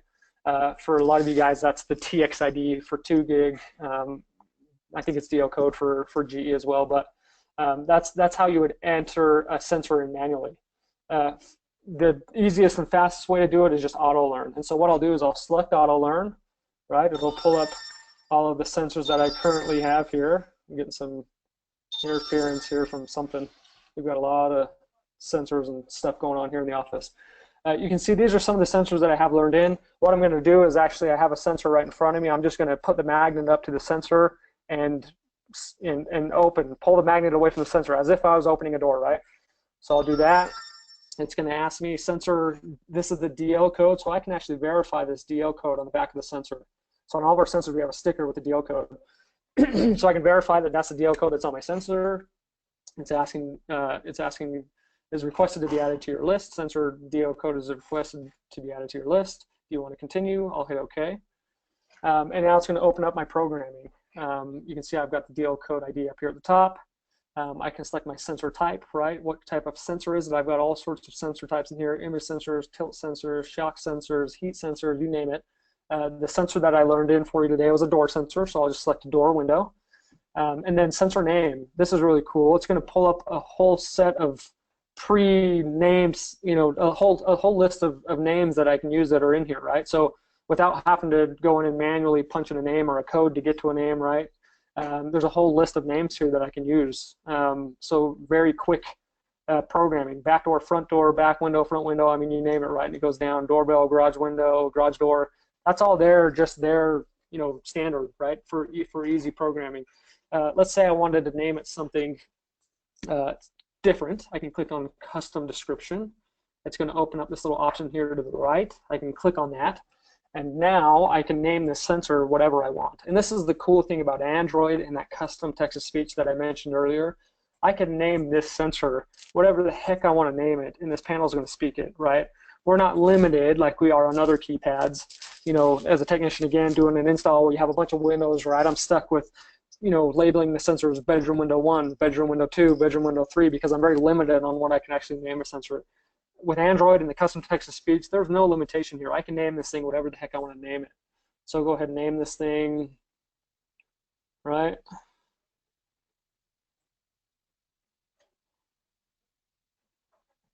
We'll go ahead and name this Jason's Man Cave, right? I can name this, and the cool thing about this, like I said, is the panel will speak this, right? When I open the sensor, my panel will speak Jason's Man Cave. Pretty cool.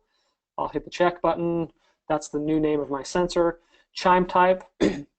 These are all the different chime types that the panel has, right? You can select a different chime type, or you can select none if you don't want to chime on that sensor. And then I can select the sensor group. And this is cool because there's a whole list of different group types that apply to a door window sensor. So with other types of equipment out there, your technicians are almost forced to memorize these, right? Because the panel doesn't list them. Or carry an installation manual, right? That's what we always did. We had an installation manual that had these listed for us. They're all here. So all the options for a door window sensor are here, right? Our basic 10 entry exit normal delay. We have our instant perimeter. I mean, we have all sorts of different things here. I just want it to be an entry exit delay. So I'll just label it as a 10. Do I want voice prompts on? Yes. This is kind of the default S line, right? If I didn't want this sensor to be encrypted for some reason, which you never would, I could change this back to the default security RF319. This would be an unencrypted version of the sensor, but default it's gonna go ahead and program it as an encrypted S-line sensor. And then I hit add new, and that's it. That's how easy it was to add a sensor. Now I have it up here, Jason's Man Cave, door window, Jason's Man Cave, group 10, and that's as easy as it is to program a sensor. We'll swipe back here to the presentation and we'll continue. So after we've installed our security devices, right, we actually just went over all this. We can actually now move on to ZWave, and ZWave is programmed pretty much the same as any other ZWave, right? You can add a ZWave device by pressing a button, right? Most of your ZWave devices, like a lock or a light or whatever, you do by just pressing a button. And I'll actually add one for you here in a minute. Best practice, right, as always, is to actually clear a device first and then add it. So I'll actually, again, we'll jump back into the keypad and we'll actually add a lamp module for you here real quick so you guys can see how that works. So same thing, I'll come up here to settings, to the settings tray. I'll go into settings, I'll go into advanced settings. We'll enter in our installer code, which is default 1111. We'll go into installation. we'll go into devices, just like we did before we went into security sensors. And now we'll actually go into ZWave devices. And I'll hit clear device. Okay, and then I'll push the button on my ZWave device. And you'll see how easy this is to add here. We'll let that come through.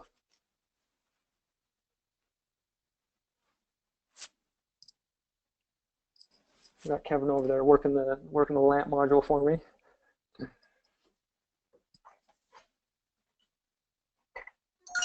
There it goes. Device is cleared from the network successfully, right? I can hit OK on the keypad. And then, oh, I lost my mouse. We'll go back into ZWave devices. And then what we would do from here is just go over to the left and hit add device. And then we'd hit pair. And Kevin's going to hit the button on the lamp module for me.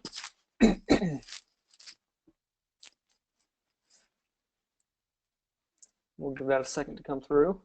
You'll see how easy the programming is on this, right? There it is, found the light. So from here I have device ID 7.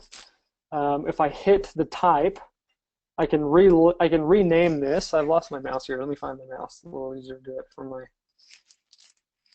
oh man, there it is. Okay, so I can rename the light. Again, there's a whole bunch of different, default options here. It knows it's a light. That's the cool thing about it. It knows it's a light, so it gives me all light options: downstairs light, bedroom light, right? Family room light. If I don't want any of those, again, I can go to custom and I can add in my own custom description.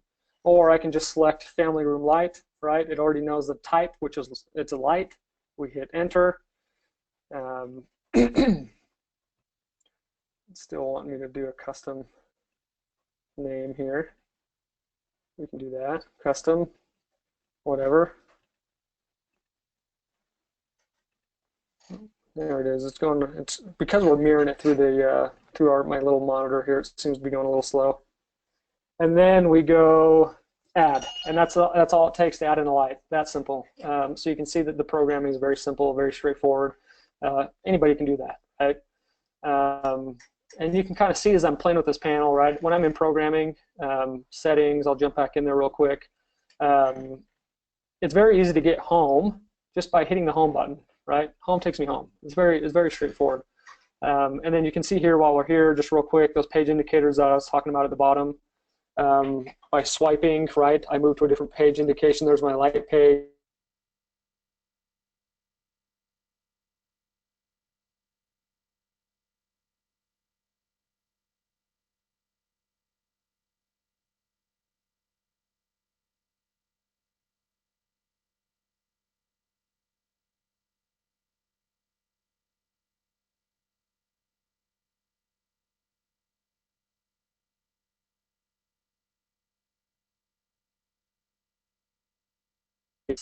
To navigate this, right, and swipe to where you need to go. So very cool. We'll jump back into the presentation here and keep going.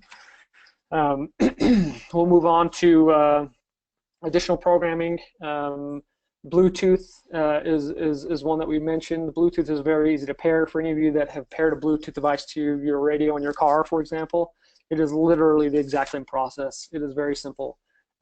And I will actually, we'll walk you through this, and then we'll actually jump back into the keypad and I'll show you how that works.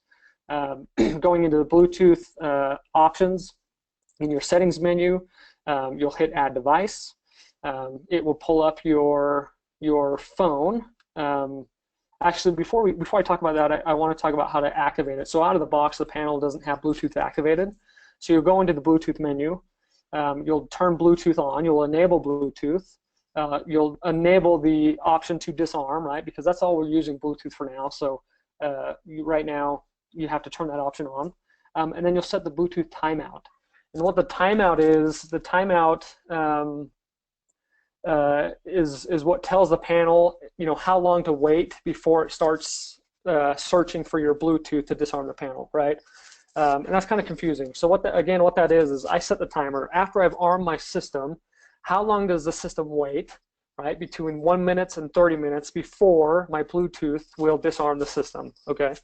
So it's important to set that timer, because if your timer's at 1 minute and you arm the system and you're out in your garage and you're loading the kids in the car and you're messing around and whatever, it takes you longer than a minute to get into the car and your Bluetooth is on, your panel is going to find that Bluetooth and disarm the system, right? So it's important to set that timer to something that's going to work for you. With Bluetooth, it's very important to note, right, that Bluetooth only works in away mode, okay? So we always get questions, well, how does the panel know, when I'm walking around in the home to not disarm the system? The answer to that question is it doesn't, right? But if you're in the home, your system's not going to be armed to away mode, right? It's going to be armed in stay mode, so it's not going to be a problem. Bluetooth only works if the system has been armed to away mode, meaning that everybody's out of the home, right? And it only works after the time limit that you set has expired, okay? So you arm the system, you leave, right? Let's say the timer's 10 minutes, you're gone after 10 minutes, you go down to the neighbor's house, have dinner, come back, that timer's expired. Now your panel's looking for that Bluetooth signal, and as soon as it sees it, it's going to disarm the system. And I'll actually show you how that works here on the panel in a minute. And again, as far as adding the device, it's very simple. You go into Bluetooth. It'll search for all the Bluetooth devices in range. It'll pull up your phone, right? Blakeney's iPhone 6, for example.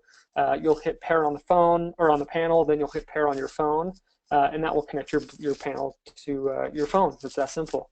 Another important thing to note here is your phone is never going to say that it's connected to your keypad, right? If I were to pair my phone to a Bluetooth speaker, for example, I can open up my Bluetooth menu on my phone, and it's going to say connected to whatever, right? Sony, Bluetooth speaker. This is an area of confusion because your keypad is never going to say that it's connected. Sorry, your phone is never going to say that it's connected to your keypad.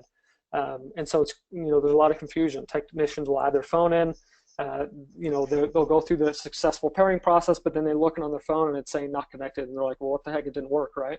That's not a problem. The panel doesn't stay connected to your phone. Once you've armed the system to away and that timer is expired, it will be searching for Bluetooth. When it sees your Bluetooth phone, it will connect for a split second to disarm the phone, and then it disconnects, right? And that's how it works. There's no need for them to be paired, constantly draining your battery, right? That's just not how it works. So even though after you've paired your phone to the panel, your phone says that it's not connected, don't let that worry you. That's normal. We'll jump back into the panel real quick, and I'll show you how to activate this. So this is our keypad. So here we are at the home screen. So if I go up here to the menu and go into settings and advanced settings, okay, I enter my installer code. We go back into installation, and then we go into installer settings. This is where, oh, sorry, this is for the glass break. I jumped the gun. We go into devices, we go into Bluetooth devices. So before we went into security sensors, we did ZWave devices, now we're in Bluetooth devices, okay? Go into Bluetooth devices settings, right? You can see here that default panel Bluetooth is disabled, so I'll want to activate that by simply selecting the box. And then I'll want to make sure that it's going to allow my Bluetooth to disarm the panel, so I'll activate that as well. Okay, and then I'll want to set my timeout. Okay, so again, I can set this from anywhere from 1 minute to 30 minutes, right? So I can set the timer that's going to work best for me and my family. Let's say it's 5 minutes. If it'll let me go here. I'm using my computer to navigate on this, so it's kind of confusing. There we go. Let's say it's 10 minutes. I set that to 10 minutes, I hit set, and now my Bluetooth is ready to go. Now I would go back using the arrow at the bottom left, and then I would go add device, right? You can see my phone's already added, but you can see that it's searching for available devices. So if I hadn't already added my phone, it would pull my phone up. I would select my phone, I would hit pair on the panel, I would hit pair on my phone, and boom, we're ready to go, right? Nothing else is needed. So that's simple. We'll jump back into the PowerPoint here and move on. So some additional programming is your glass break. This is, again, out of the box, turned off. So you'll want to make sure that you activate the glass break sensor that is in the panel. And again, this is something that every panel comes with, so this is just an additional feature. Depending on where you've placed the panel in the home, you can this could eliminate the need for another glass break device. If it's somewhere in a hallway, right, or by a back door, where it wouldn't replace the need for another glass break in the living room, but would cover the back door window or something great, right? That's just a free feature. So to do that, we go into our settings, our installer settings, and then it's just an option that you select to activate. And then as soon as you activate it, this is what's cool about it. As soon as you turn it on, it automatically jumps into your programming, right? Like we did with our other sensor. I program that sensor, hit add new, and it just falls into the next available zone on your zone list, right? So if you've already programmed all of your sensors and you activate this glass break detector and add it and program it and save it, right? It'll be the last sensor on the list. If this is the first sensor that you program, it will be the first sensor on your list. And I'll show you how to do that here real quick. So here's our keypad. I jump up here into my settings. Wait for that thing to pull down here. Go into settings, go to advanced settings, enter my installer code. We're going to go back into installation and then installer settings. This is where I activate the glass break detector. So I'll come down here, I'll keep scrolling until I get to glass break. So you'll see panel glass break detector is disabled, okay? I'll actually click on that to activate it, and you can see that it automatically pulls up the programming for this glass break, just like we did in the sensor programming that we did earlier. So panel glass break, right? It has a sensor name. You can't really customize it because it is a panel glass break. That's what it is.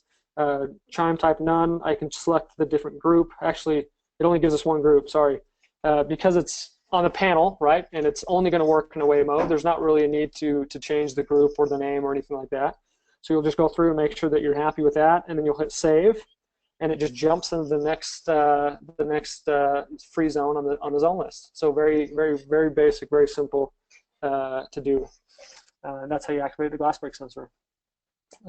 We'll go ahead and jump back into the PowerPoint here and move on. I see we're running out of time, so I'll pick it up. The glass break detector works at about a 90-degree line of sight. No obstacles in place, heavy drapes and stuff like that. It can obviously, affect the, a glass break working efficiently. And then 3 feet minimum from the panel, right? So obviously if the panel is right next to a window, it might not work that close, but 3 feet minimum from the panel and up to 15 feet distance is kind of how that panel glass break works. Those are kind of the parameters on the glass break. User management, this is pretty basic, pretty straightforward. We'll buzz over this. This is where you'll program all of your, your changer dealer code, your installer code, your master code, add users, add address code, et cetera, et cetera. The panel supports up to 242 user codes, which should be more than enough, even in like a commercial setting. And then this is the About page. This is, again, found under settings, right? You can see here on the right, this kind of walks you through settings, advanced settings, enter your code, and then go to About. This is an important page, a very useful page for installers. You can get info on everything from the battery to the current software version to cell signal strength and stuff like that. So if I were to select on one of these options, it would expand and give me information like software version. Is the battery charging? Is it discharging? What level is it at? Et cetera, et cetera. So this is a page that, again, is very useful for technicians. I'll use this a lot. Jumping into the testing and tools, we're winding down here. We'll go through testing and tools, and then we'll go over the UI, and then we'll wrap it up. The testing and tools, the testing features that are on this panel are Unreal. Again, being a technician that has installed lots of systems, there's not a whole lot of test options on other keypads for a technician to, make sure that he's installing a system that's going to work, that's going to be 100% reliable, right? You're kind of a lot of times with range and stuff like that, it's kind of a guessing game, right? So we'll go through some of the testing options we have. There's pretty much a test for every onboard radio available in the testing menu, and we're even developing additional test menus that will come soon. But we'll run through these. The first thing first is the Wi-Fi test, right? This is this Wi-Fi test page ensures a good connection to the router. So this is not going to actually test the internet connection that leaves the home, right? That goes to the internet provider. But this is going to test the connection between the panel and the router, just to ensure that there is internet and ensure that it's in range and that it's working, right? Again, we use that Wi-Fi on the keypad for dual path, right? Which speeds up the communication for both, signals, commands, you name it. So this will just test to make sure that your panel has good Wi-Fi. The sensor test, this is a big one again, going back to the technician in the home example.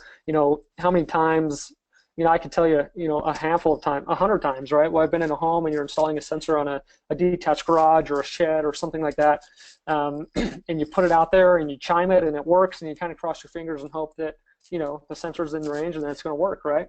And more times than not, you get a service call because the sensor drops, lost supervision or whatever, became unreachable because it was out of range, right? There's not a whole lot of systems out there that allow you to verify the sensor is in range, right?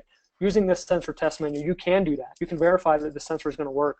So you go into your sensor test page, and you test your sensors by opening the sensor, waiting 10 seconds, and then closing the sensor, right? If it's a door, you'd open the door, wait for 10 seconds, and close.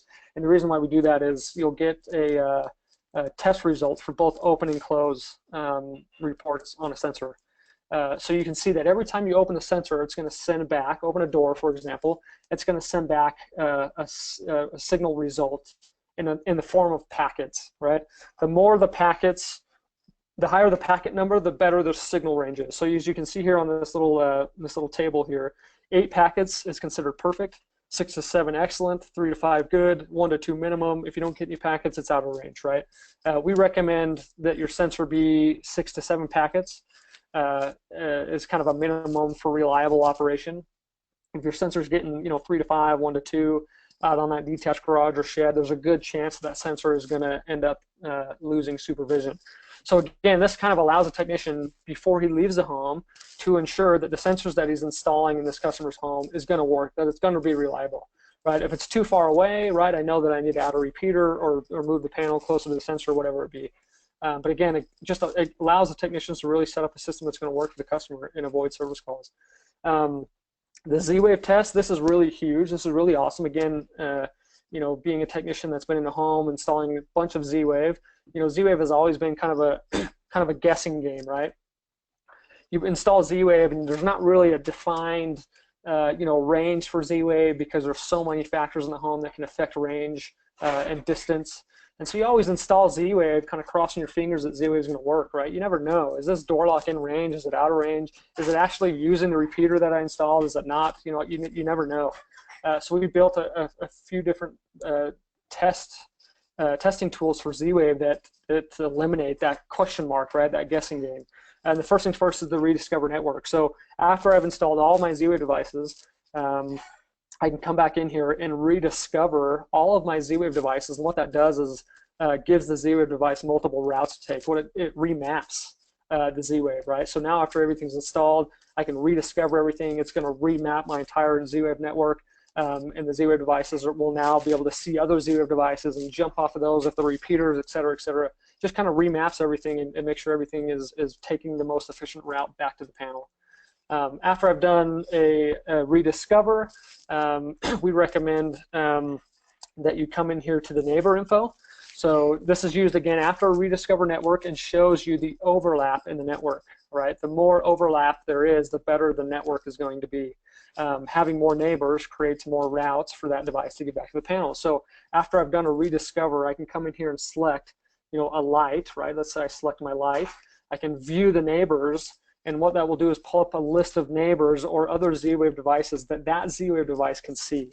And again, more overlap, the better, right? The more devices that my front porch light can see, the better chance that ZWave device is going to get back to my keypad and communicate efficiently. So again, going back, ZWave is a mesh network. The more ZWave there is, the better ZWave works, right? It bounces off of other ZWave devices. They act as repeaters, and they can kind of bounce between other devices to get back to the panel. So again, the more overlap, the better. And you can actually view that from this test page, which is awesome.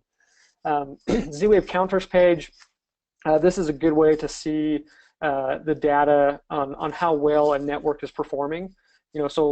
From an acknowledged and failed command standpoint, right? You can actually go in and view individually how successful each device is communicating. So, again, as a technician that's going back to do a service call on a home that's been, installed for who knows how long, months, a year, and they're having issues with the ZWave device, right? You never know. Is it out of range? Is it a bad ZWave device? You don't really know. Well, using this test menu, I can come in and say, okay, my front door lock has 100% successful command, 100% successful.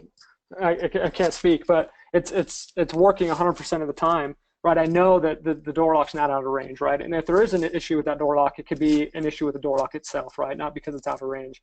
If I'm going back to service a ZWave account that is having issues with the door lock, and I come back and I check the counters and I can see that the door lock is only working 50% of the time, well, guess what? The door lock is out of range, right? So I can either move the panel closer to the door lock, or I know at that point that I need to install a repeater to help that that door lock get in range and be more successful.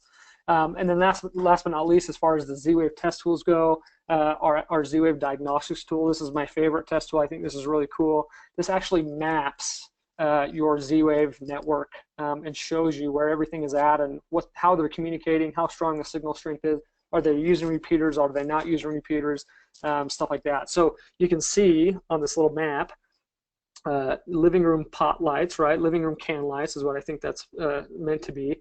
You can see that that's using the garage lights as a repeater to get back to the panel. That's great, right? Maybe I installed that, intended my garage lights to be a repeater. I can come in here and verify that that is acting as a repeater. You can see from the little key that orange is normal signal strength, so that's okay.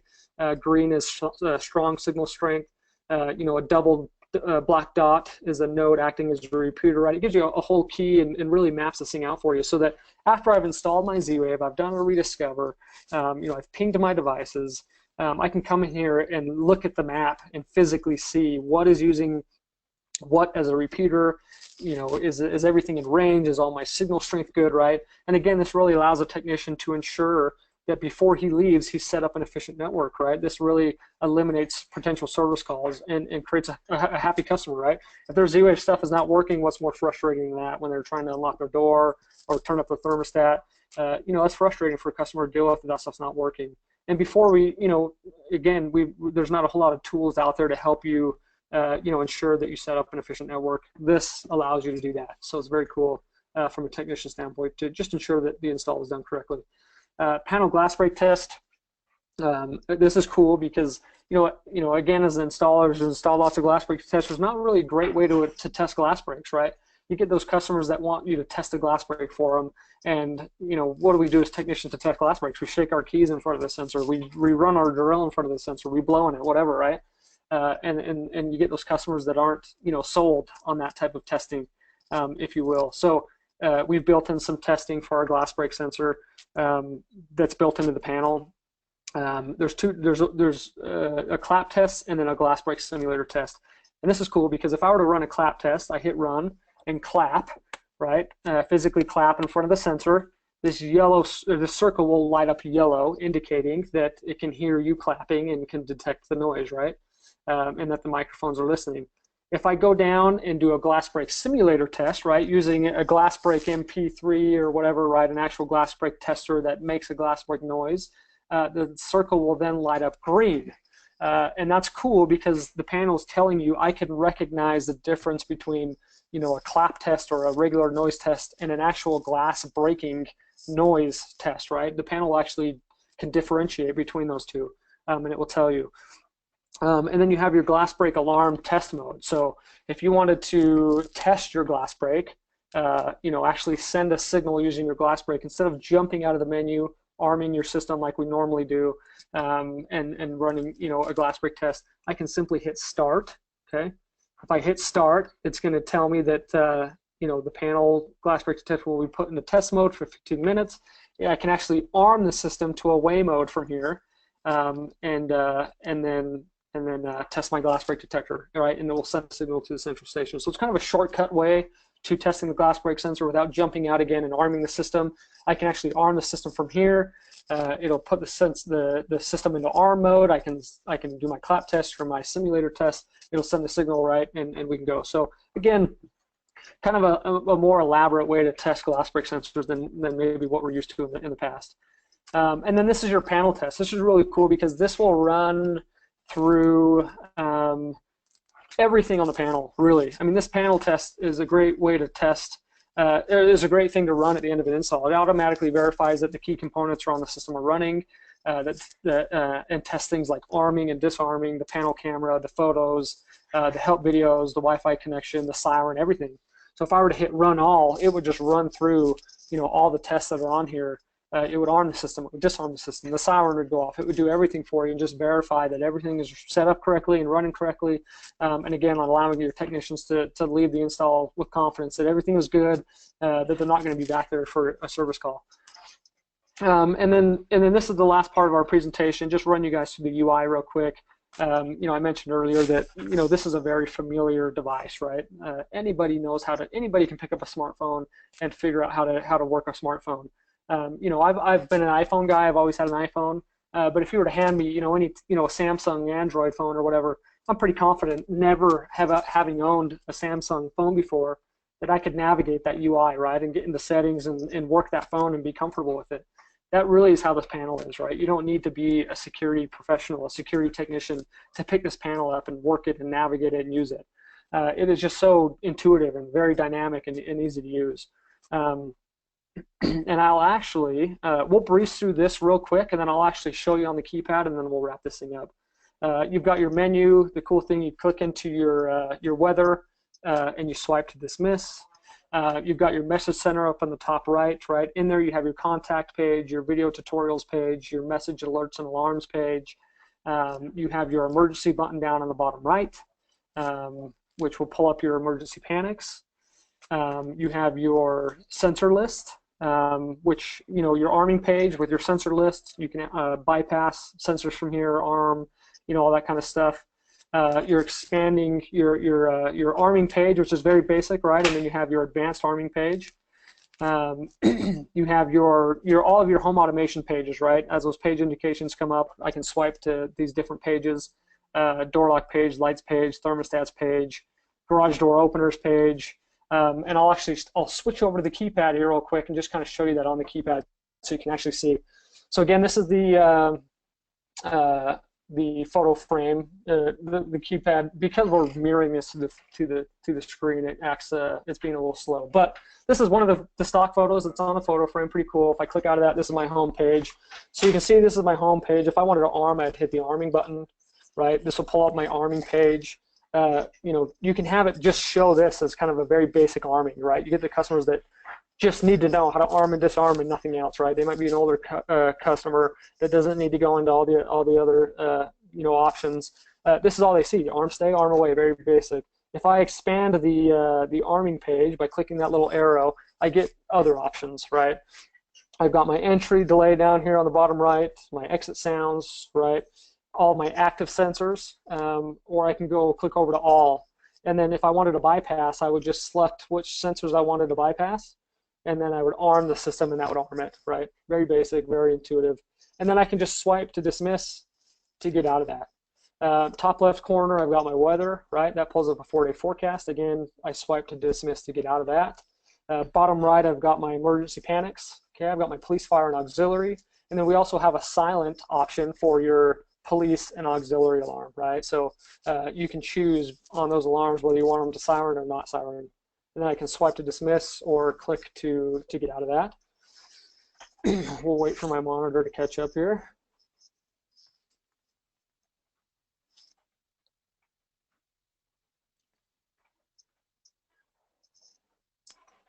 Let's see here. It looks like there we go. Okay. Now if I go top right corner, now on the PowerPoint, this showed an envelope up here on the top right. But because we've downloaded the panel and we have our alarm.com template set up, this is going to show Qolsys, and it would do the same for you guys, right? This will display your company name. So if I click on that, I have those three options that we mentioned: the contact us, right? This is where it would say your company name and your email and your phone number and all that stuff. If I click on the top middle, the video tutorials, I've got a whole mess of video tutorials here, and these are really cool. You click on these video tutorials to watch a video. I won't do it now because through the GoToWebinar, it kind of lags and has been slow. And then if I click over on messages and alerts, again, this can be anything from your panels tampered to you lost power to front door lost supervision to, hey, dear customer, an update is coming soon, and these are the features that we're adding, stuff like that. So pretty cool. Now again, using the page indication bubbles at the bottom, I know I can swipe to different pages. So if I swipe right, I've got my lights page.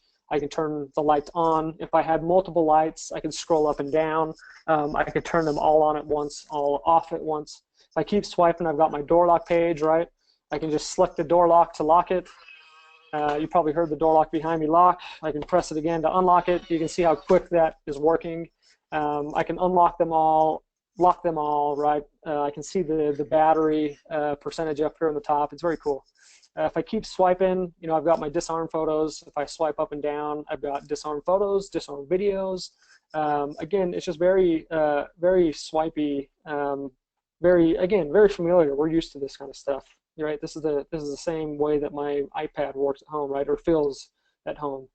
And then this is the settings tray that I talked about, right? I can toggle between languages, changes everything to Spanish at the flip of a switch, really, at the snap of a finger. Is very quick.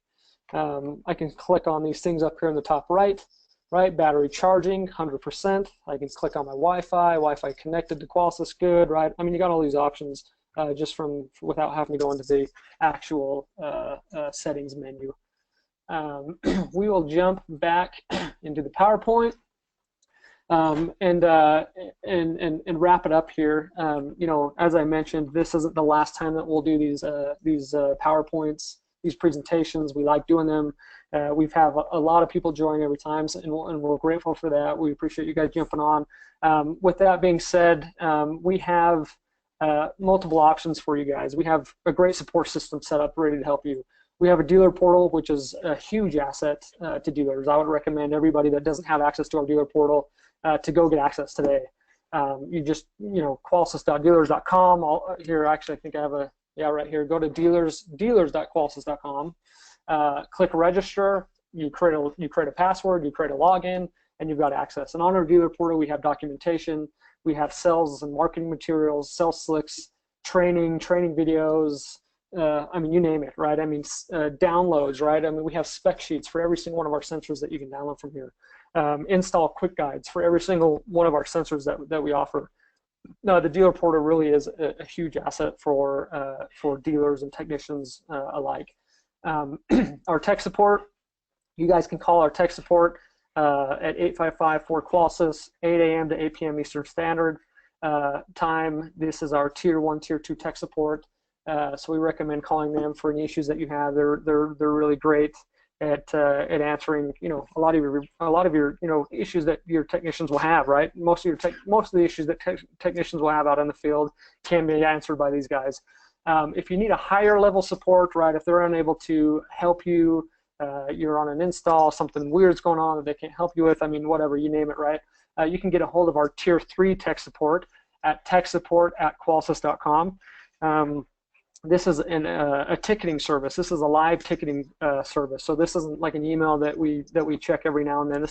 We have somebody monitor this 24 hours a day. So as you submit a ticket, we see it live. A lot of times, like if you were on an install, we see a ticket coming through here. We're able to call you back before you probably left the install. So Tier 1, Tier 2 tech support at this number. Tier 3 tech support at techsupport@qolsys.com. And we're here to help you. Like I said, you know, I'm one of five technical account managers here at Qolsys that is dedicated full time to supporting dealers like you guys, technicians, you name it. We have a full time, you know, tech support guy out of California that does nothing but answer tech support emails all day. I mean, we're here to support you guys. If any of you guys, you know, require, you know, need a little more help, feel free to email us, feel free to call us, right? We're here and paid full-time to support you guys, whether it be additional trainings, in-person trainings, you name it, right? That's what we do. So I hope that this training was informative. I hope that we were able to answer all of your questions. Kevin's still over there typing, so like I mentioned at the beginning of this, we will hang on for another 5 or 10 minutes to answer any additional questions that come in. But beyond that, if you have any more questions or issues or whatever, give us a call, email us. We're here to support you guys. So again, thanks for getting on.